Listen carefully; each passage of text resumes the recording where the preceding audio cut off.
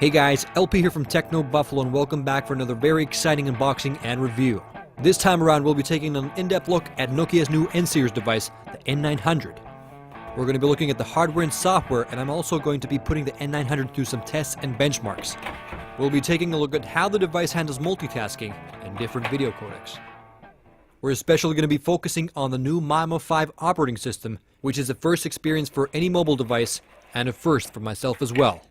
But before we get into the review, let's check out what's bundled in with the device. Nokia always includes a nice set of accessories, and it seems that they've not made an exception with the N900. Inside the box we find your standard set of operation manuals, a proprietary USB sync cable with the micro USB end, and surprise surprise we find the Nokia charger, this time with a micro USB connector. There's also an adapter for the old power cable as well. The device comes with a 1320 mAh battery. We also find a nice set of inner earbuds which have been excellent, and as a nice extra we find the TV out cable. And that's about it for the accessories. There might have been something else in the box, but unfortunately this device has gone through another reviewer before me, so I'll never know what he pocketed. But if I later find out that there's been a microfiber cloth in the box, I'm gonna hunt this guy down. Or not. But let's get to the device itself. So here it is. The N900 has a very familiar but distinct look to it. It has an all-black finish, and it reminds me of the N86, which was a very cool device from last year. The N900 packs a 3.5-inch touchscreen that's based on resistive technology, meaning it registers on physical pressure. It is pretty strange that Nokia didn't go with a capacitive screen on the N900, as they've already come out with a device with a capacitive screen. But I'm a fan of the old resistive screens, so it doesn't bother me. But it's quite evident that capacitive screens that register on thermal and infrared signals are the future. The N900 has a definite presence in the hand, and I have to admit it feels a bit chubby. It's even fatter than the Touch Pro 2, which is a bulky phone on its own accord. It's not the heaviest phone I've had in my hands, but it's definitely not a featherweight. And why the phone is fat and heavy? I'm pretty sure this is the reason. The N900 has a 3-row QWERTY keyboard that pops out with a bang. The mechanism itself is very solid, but it leaves very little space for the actual keys. There's only 3 rows of keys, so no dedicated row of keys for the numbers, which is a slight disappointment. Luckily the keys do have a nice feel to them. They're nice and raised, and pressing the keys has a nice feedback. So it is a nice keypad, but I would have liked to see some more space between the keys and the edges, because with fat thumbs like mine it all feels a bit cramped. Especially the top row, which is a bit too close to the edge of the screen. On the back of the device we find the 5-megapixel camera with the Carl Zeiss lens and a dual LED flash, and the device has an extremely useful lens cover, which activates a camera when opened. There's also a stand mechanism if you want to use your $600 device as a picture frame.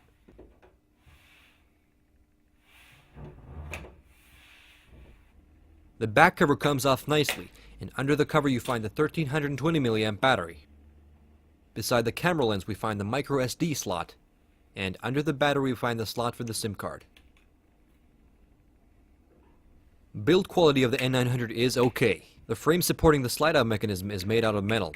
Aside from that, the whole device is made out of plastic. It's not as well built as the HD2 I reviewed last week, but I would say that the build quality is pretty much similar to the Touch Pro 2. So I'd say build quality is sufficient. The Nokia N900 is a device designed specifically for landscape mode use. So this is actually the top of the device where you find the power button. Beside the power button we find a volume up and down rocker and a dedicated button for the camera. On the left hand side of the device we find the micro USB jack and a stereo speaker. On the right hand side of the device we find the other half of the stereo speaker and a slider switch that works as a locking mechanism for the device. We also find a 3.5mm headphone jack, and as you can see there's also a built-in stylus, which was missing from the N97. So as you notice, the front of the device has no mechanical buttons, which gives it a nice streamlined look. Inside the device we find an ARM Cortex processor, which is actually the same CPU found on the iPhone 3GS. The processor is clocked at 600 MHz, and the device has 256 MB of RAM, and it also uses 768 MB of virtual memory. The N900 comes packing with a whopping 32 GB of storage, which puts my 8 GB microSD card to shame. Okay, let's fire up the device and check out the MIMO interface.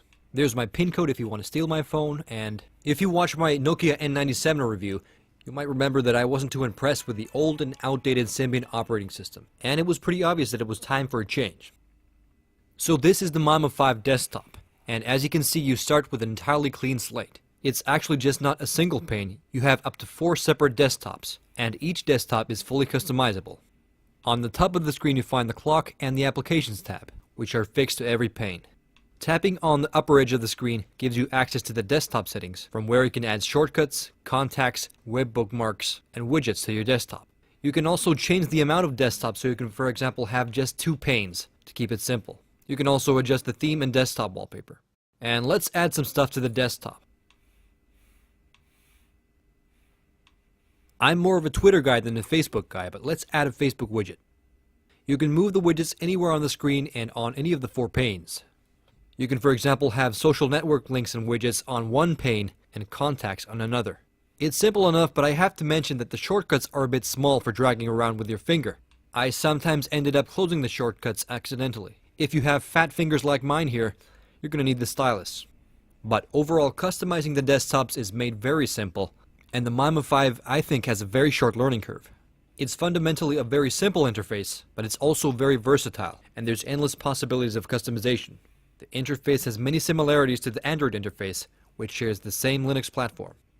A very important thing to note about the N900 is the fact that it's a landscape-only device, meaning there's no portrait mode for the device, so if you rotate the device into a vertical position, don't expect the screen to rotate and scale to portrait mode. But if you are insistent on using the phone vertically, you can have the device vertically in your hand and rotate your head about 90 degrees, but I don't recommend it. Luckily, while the interface itself does not rotate, there are some programs, like the phone application, that does rotate to portrait mode and helps with the usability as a mobile device. But if you want to use the phone for anything other than calling, you're going to have to use 2 hands to do it. It definitely takes some time to get used to, but once you get the hang of it, it's not too bad. The resistive screen on the N900 is quite responsive. I'd say about the same as on the N97. Not quite as responsive as on the newest generation of HTC devices, but sufficient. The 600 MHz ARM Cortex processor handles the interface with impressive speed. The N900 is much faster than the Nokia N97. Swiping between panes is super fast, there's no loading time and no delay, and it's almost as fast as your fingers. The screen on the device is very sharp and the colors are vivid, but I would have liked to seen an AMOLED screen on this device like on the Nokia N86, which had amazing colors and contrast. Overall, my first impression of the device are quite good. The interface feels solid and I'm very satisfied by the speed of the device itself. I'm not too happy about the lack of single-hand usability, but I'll be going deeper into the interface and testing out the hardware and software in the second half of the review. LP signing out.